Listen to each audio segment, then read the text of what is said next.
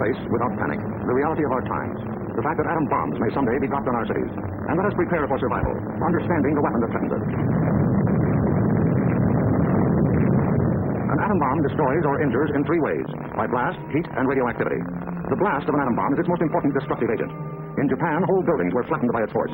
However, many buildings of sturdy construction, even though close to the explosion, remain standing.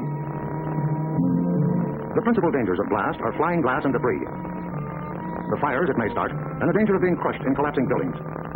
The atom bomb destroys by heat. People caught in the open as far as 2 miles away suffered flash burns. Yet, protection could have been easily achieved. Here, a bridge post and rail shielded the surface behind it. Any solid material afforded similar protection. The third weapon of the bomb is radioactivity, thrown off at the instant of explosion.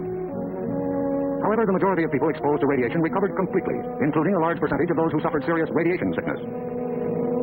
Today, they lead normal lives. They bear children. Their children are normal. These, then, are the weapons of the atom bomb that we must protect against: blast, heat, and radioactivity. Our cities are prime targets for atomic attack, but mass evacuation would be dangerous. An enemy would like nothing better than to have us leave our cities empty and unproductive.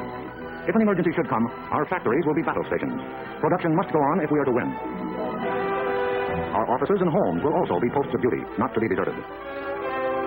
With the knowledge of the first atomic explosions to guide us, our chances for survival will be far better than those of the people of Hiroshima and Nagasaki, if we act on our knowledge and are prepared.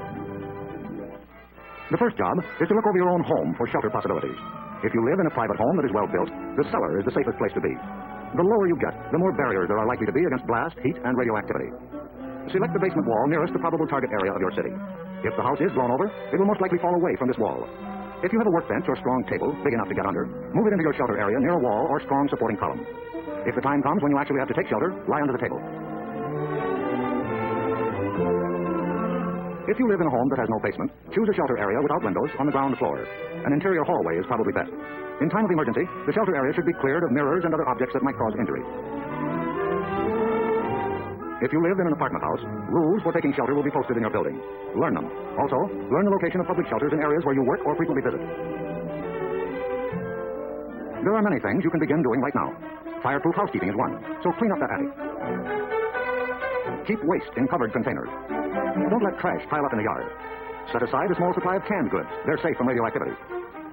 Have a good flashlight on hand. Electric lights may go out. Keep a first aid kit and learn how to stop bleeding. Make a habit of keeping a bottle of fresh water handy.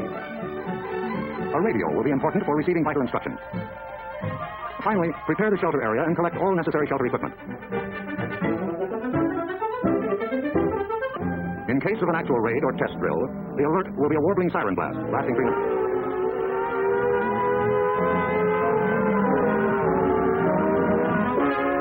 Once you hear this, act fast.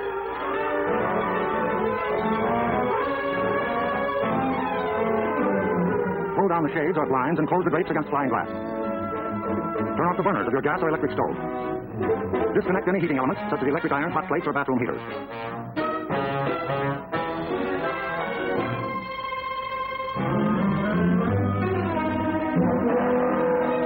Close all outside doors, but leave them unlocked.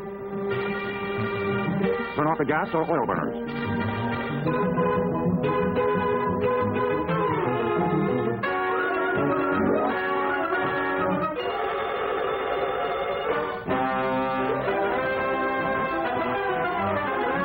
Taking shelter may be a race against time, even when you have some advance warning. But possibly, there may be no time. An attack could come without warning. The sky would suddenly light up. If a doorway is right at hand, use it. If the nearest shelter is more than a couple of steps away, fall to the ground immediately. Flying glass and debris are immediate dangers, so stay where you are until you're sure it's safe to move.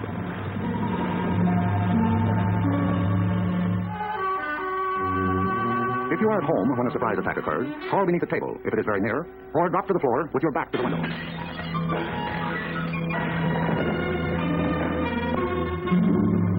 The immediate danger is over in about a minute, unless the explosion occurred near the ground or water. In this case, radioactive materials are trapped in the particles of dirt or water thrown up by the explosion. When these particles fall back to earth, they may be dangerous. So get indoors immediately after a ground-level explosion.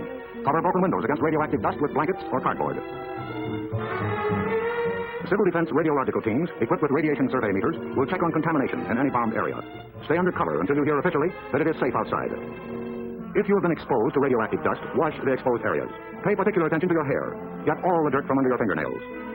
If the people of Hiroshima and Nagasaki had known what we know about civil defense, thousands of lives would have been saved. Yes, the knowledge is ours, and preparation can mean survival for you. So act now. Someday your life may depend on it.